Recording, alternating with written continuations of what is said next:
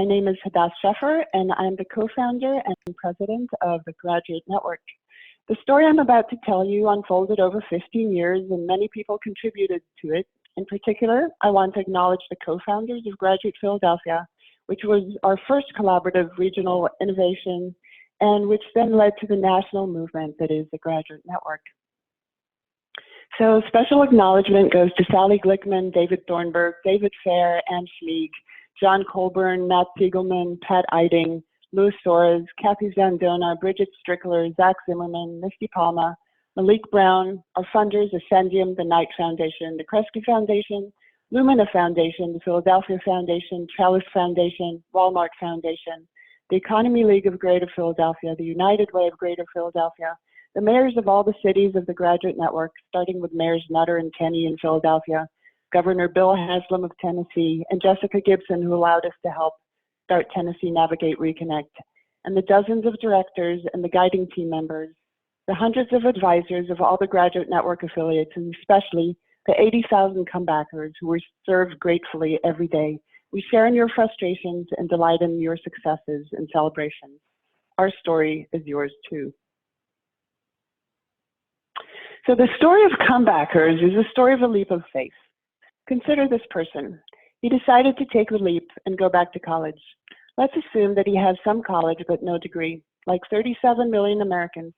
If his earnings are in lower income brackets, the most optimistic statistics show that he has a 22% chance of making it back to and through college. Our other research puts his chances at below 10%. Notice that the edge he was standing on, it's crumbling. That edge can be low-paying work. 77% of comebackers work. 39% work less than 40 hours a week. 38% work 40 or more hours a week. 43% of the comebackers we serve earn less than $24,000 a year. 32 earn between $24,000 and $56,000. And 10% earn between $56,000 and $75,000 a year. Only 3% earn between $75,000 and $10,000. Can be housing or food insecurity or a shaky history with higher education. Our own data from 2019 shows that 30% of our comebackers had defaulted on college loans. Before the 2008 recession, the default rate was about 10%. I guess we'll see default rates go up even higher in 2020. Consider the time of day. Is the sun going down on this person, or does he consider it a new dawn? Is the window of opportunity for completing college opening or closing? The comebackers we serve range in age between 19 and 60 with a tail into the 70s. The age categories we see are fairly evenly distributed up to 60, except for a slight bump between 31 and 40 years. Whatever their age, comebackers have to stay motivated to make it to graduation. So what's motivating the comebacker to take this leap? 53% say employment drives them or better careers. 42 are motivated by personal goals. Race is also a big factor across the Graduate Network communities. From 53% to upwards of 70% of comebackers are African American or Hispanic. Then this gap itself, it looks almost impossible. The other side seems out of reach, a stretch. It'll take a scramble up what looks like a sheer cliff to get to the top. And what then? What awaits at the top and down the road? What career?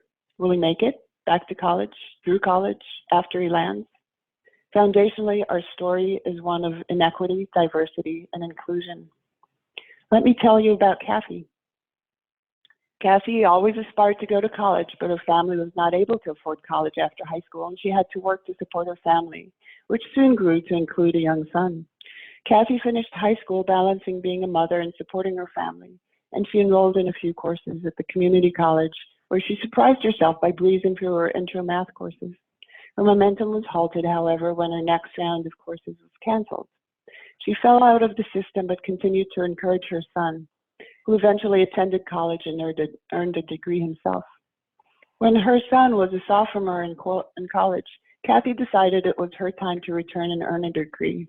With the help of Graduate Philadelphia advisors, she found a pathway back to earning her degree and even gained extra credits from her work experience. Graduate Philadelphia advisors stayed with her through the journey. She first earned an associate's degree, then a bachelor's, both at Pierce College. On the left, you can see her giving a commencement speech. She then went on to earn a master's degree at Widener University. In all, it took her 12 years to go from some college, no degree, to having a master's. I don't have a photo of her at her master's graduation, but I bet her smile was even bigger. So after identifying the problem in our population, we needed a framework for approaching the population and solving the problems. Early on, though we didn't have the language we now use, we understood these things.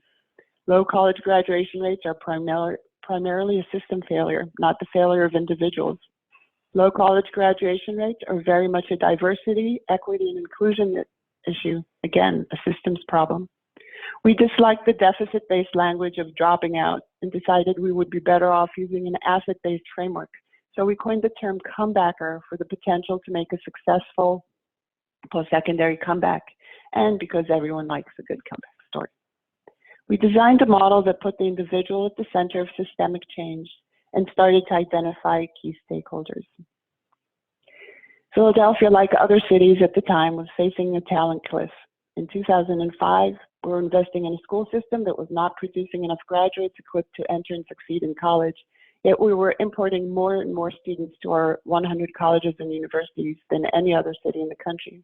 So a small group of people got together to consider a third strategy, investing in people with some college, no degree, comebackers. Sally Glickman was the CEO of the Philadelphia Workforce Board at the time. David Thornburg was at the time the executive director of the Economy League, and me. I was at a foundation that focused on higher education. We pulled in the United Way and other thought leaders from business, higher ed, city government, and civic organizations, and developed a game plan. Our model was built on the realization that coordination along the educational continuum among partners is essential. No single organization or institution can solve the problem.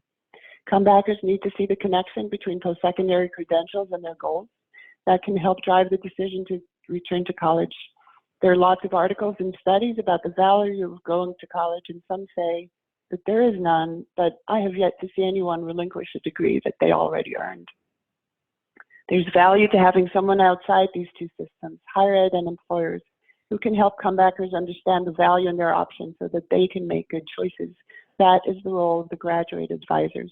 They're trained to guide and foster a sense of agency in the search for the best fit college and through to graduation. And we developed an advising methodology based on adult learning theories. Andragogy, the study of how adults learn. Heutagogy is a not so new educational approach where the learner determines what and how learning should take place. Appreciative advising, fixed versus growth mindsets, coaching rather than teaching or leading, and community building.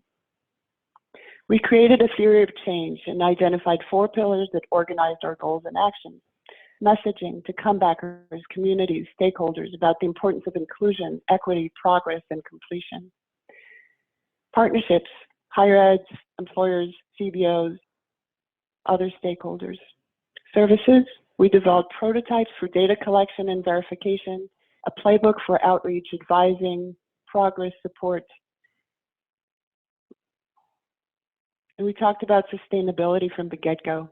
Strategies for short and long-term success, professional development, a national network of practitioners, joint projects, funding resources.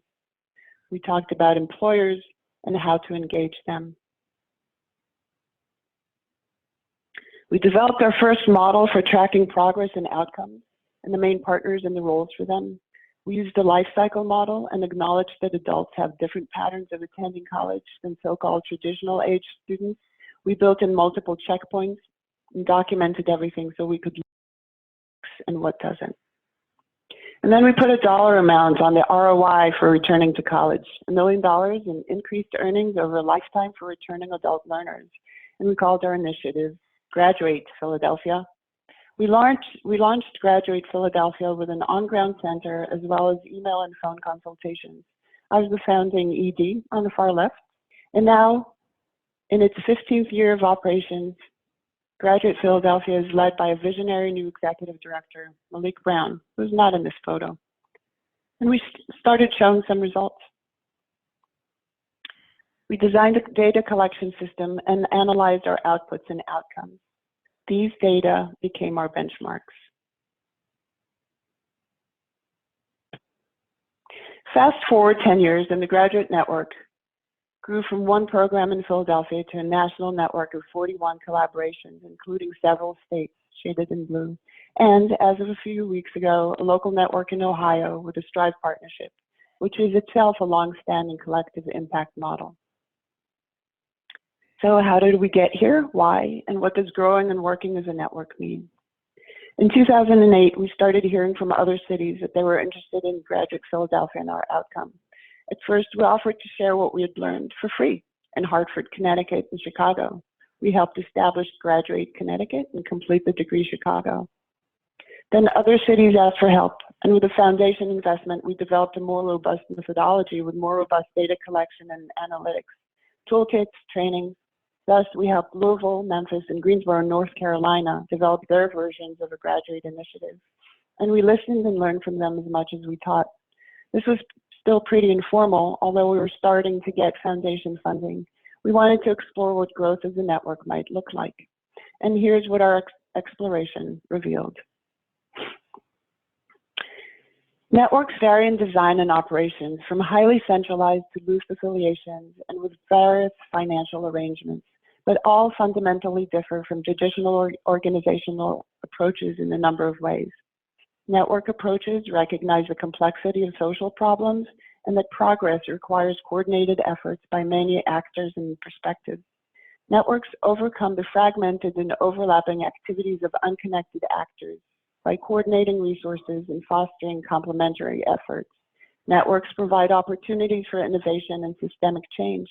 Networks focus not only on achieving specific outcomes, but on building durable community assets.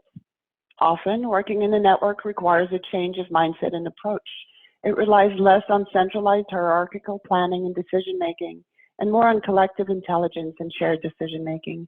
It requires transparency, trust, and relationship building, and platforms for open information sharing and learning. Networks evolve and mature over time, but this does not happen without leadership and intentional planning. Active network leaders are often called network weavers or backbone organizations, and they perform vital functions at every stage of network development. Network weavers typically first draw together isolated actors into a hub and spoke network with a weaver at the hub. Their roles are to knit the spokes together, bring outside perspectives and resources into the network, and encourage all members of the network to take on weaving work as well. Over time, the hub seeks to diminish its own role and focus on supporting and coordinating the efforts of network participants amongst themselves. In the early stages of network development, which may last for several years, the weaver continues to perform a variety of functions as well as to provide technical support to the network members. We landed on a network of networks models for graduate network. And we further developed that into a multi-hub small world network, where which is still fairly strongly based on the weavers at the hubs, with the intention of then moving to a core and periphery model, which you can see at the bottom of the screen and on the left under core periphery. We considered growth and replication strategies, flexibility versus control. We realized we had to create our own hybrid model and what we would have to give up. Specifically, early on, we valued experimentation and creativity at the local level. We also knew that we had to show a strong proven model, maintain evidence of impact across the different network sites, especially those who were in early stages and susceptible to funding fluctuations and staff turnover. We created a guide for how we wanted to achieve impact at scale and a rough timeline of about 10 years to reach capacity and maturity in 50 local networks. 5 years in, we're at 41. We also had to consider the funding and legal implications of choices. So we landed on a decentralized model of a network of networks. Each local network represents a community or state. It establishes its own goals, learns from others, and teaches others. We had to allow for local networks, regional hubs, or state hubs being at different stages of maturity, requiring different types of resources and support. So Now, about 5 years into this intentional network growth phase, we're also seeing local networks experimenting with program delivery, outreach partnerships, and they're increasingly coordinating projects or learning directly with each other without going to the hub, which is what we wanted to see. As these local networks evolved, we, the backbone, started generating revenue to sustain our work beyond grants. For example, event sponsorship, building out specialized services. For example, our ambassador trained the trainer program with the AARP and with the Kentucky Council on Post-Secondary Education and several state offices of higher education. We've had contracts for larger scale implementation, and one of our examples is in Tennessee with the Tennessee Navigate Reconnect.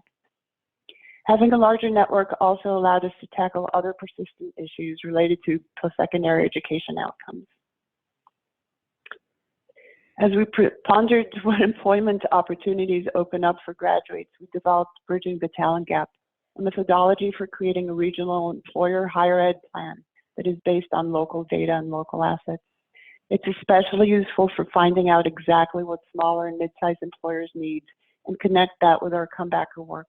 The initiative has already grown to include more than 4,000 employers in graduate network communities, and they're interested in partnerships with their local higher ed partners. So what have we learned? Growth and prosperity come from intentional focus on diversity, equity, and inclusion, perfecting practices and experimenting with frequent structured opportunities to share, focusing on comebackers who with a bit of help can reach academic outcomes similar to younger college graduates from higher socioeconomic backgrounds, a clear vision, good partners for the long haul, goals and strategies that are strong enough to drive to the outcomes you want, and yet flexible enough to accommodate regional and other differences. Investing in a strong foundation, people, data, methodologies, and technical support, and cultivating a culture of curiosity and experimentation. Thank you.